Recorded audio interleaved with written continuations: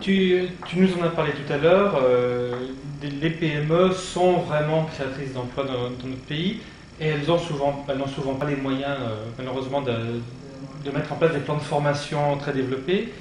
Il y a dans la loi la réforme des organismes collecteurs, mais on voit bien qu'elle est quand même encore dans une idée très centralisatrice et pas du tout interprofessionnelle et très cloisonnée.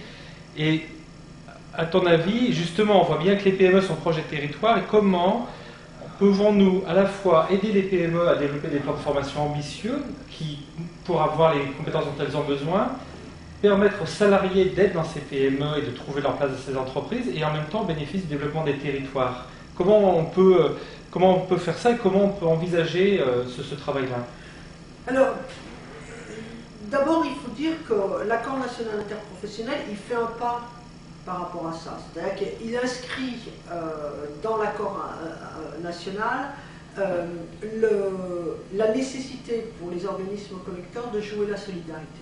Donc ça, c'est bien, même si ça ne va pas assez loin, mais le gouvernement aurait pu aller plus loin d'ailleurs. Il aurait pu améliorer l'accord national interprofessionnel, il ne l'a pas fait.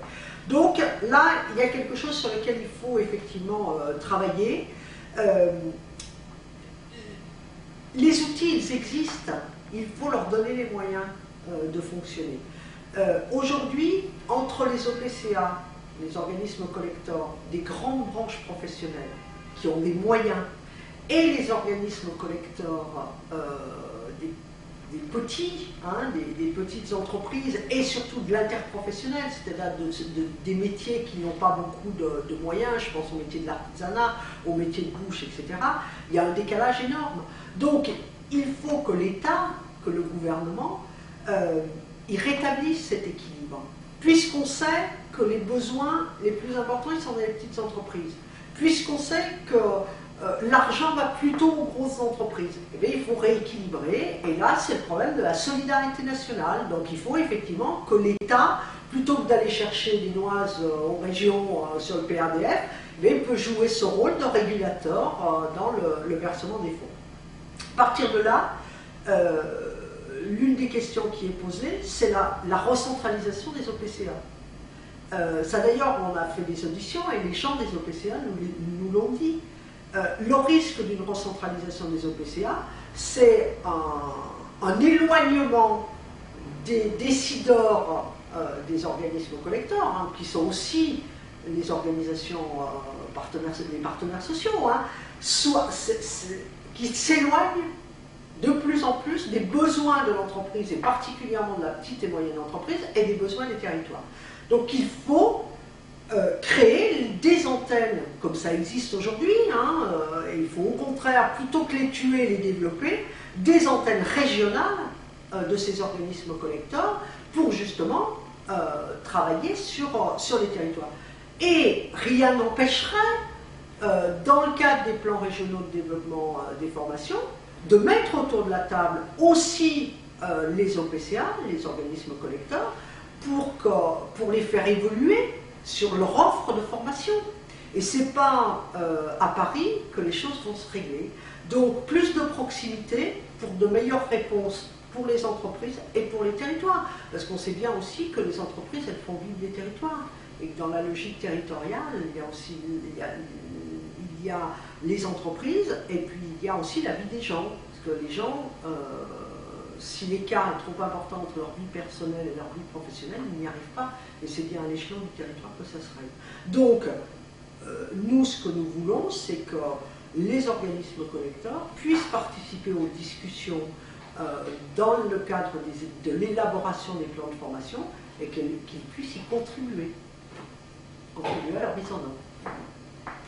Christiane, merci pour ton intervention. Merci à vous. Et à très bientôt. Alors, je voudrais juste dire un dernier mot, parce que là aussi on est dans l'insidieux. Dans ce projet de loi, il y a un amendement qui a été apporté par le rapporteur, que nous connaissons bien en Rhône-Alpes, puisqu'il a été vice-président de Charles Million à la région à une certaine époque, Jean-Claude Carr, qui permet au CFA, au Centre de formation d'apprentis, d'accueillir des jeunes de 15 ans sous statut scolaire pour leur faire faire de la préparation à l'apprentissage. Donc nous condamnons très fortement la remise en cause de la scolarité obligatoire jusqu'à 16 ans.